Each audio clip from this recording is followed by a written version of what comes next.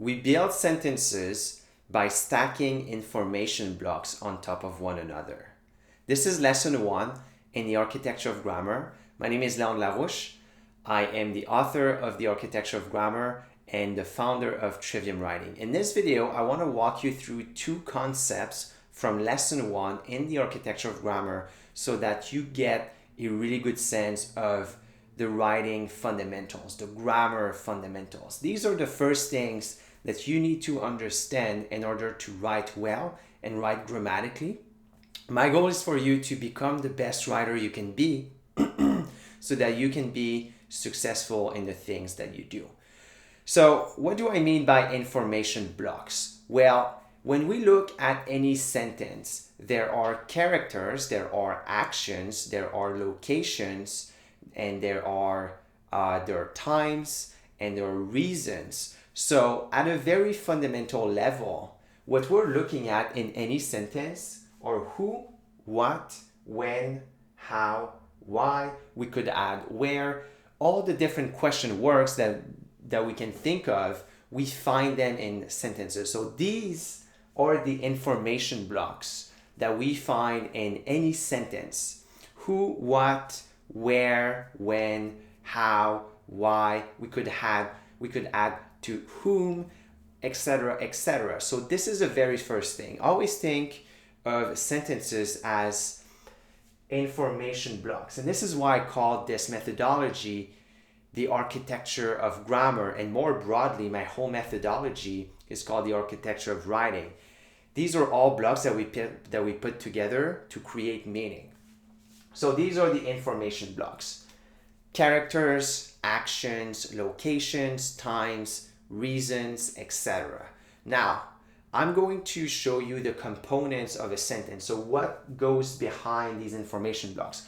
We're going to get into grammatical lingo. However, we're not going to go over everything, like all that it means. And so I want you to just take notes and start getting to understand what it is.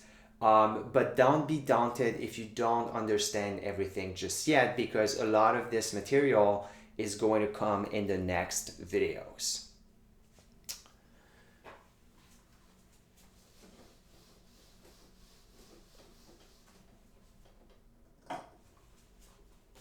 What I'm going to do now is I'm going to draw the pyramid of a sentence.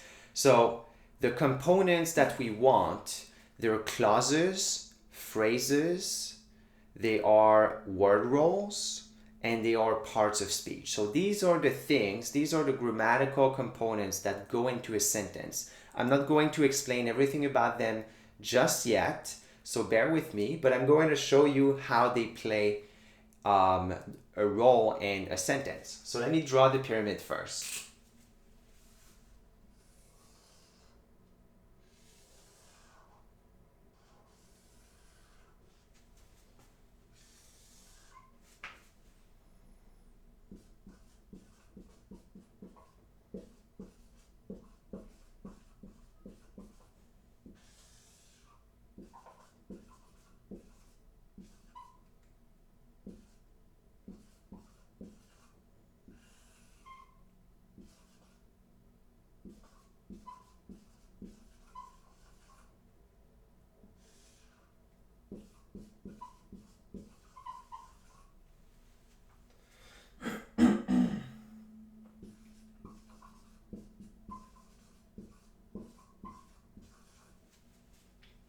So as you can see on this pyramid, I've put parts of speech at the bottom, followed by word roles, followed by phrases, followed by clauses, and that is what gives us a sentence.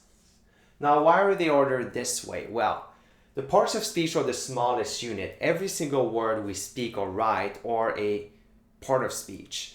Now, these parts of speech, they just indicate a category.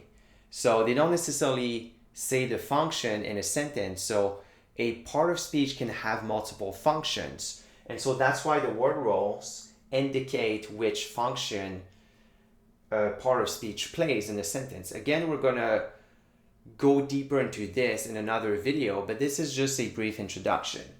Now, together, Words create phrases. Phrases are larger units that convey more meaning than just words. So this is a bigger unit. Now, every single sentence contains at least one clause, and you're going to see why in the next video. You're going to see that every sentence contains at least one clause, and that there's a certain type of clause that you need in order for your sentence to be grammatical and comprehensible for the reader. So these are the components of a sentence: parts of speech, word roles, phrases, clauses. Together they create sentences, and they all build on top of one another. In order to create a word role, you need a part of speech, and to have a phrase, phrases have their word roles, and then the clauses have their phrases, and sentences have their clauses. So again, this is why it's called the architecture of grammar. This is why the methodology is called the architecture of writing. We are using information blocks and we are stacking them on top of one another in order to create meaning.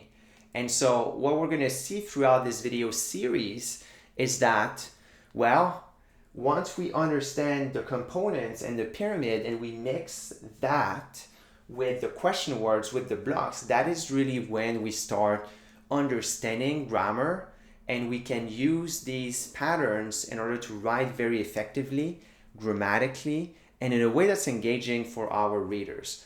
So that leads us to the end of this video. I hope that you found this enjoyable. Now you can read the lesson 1 in the architecture of grammar. You're going to have a variety of examples. You're going to have more in-depth explanations, and you're going to have examples, and you're going to have the opportunity as well to write your own sentences using these concepts.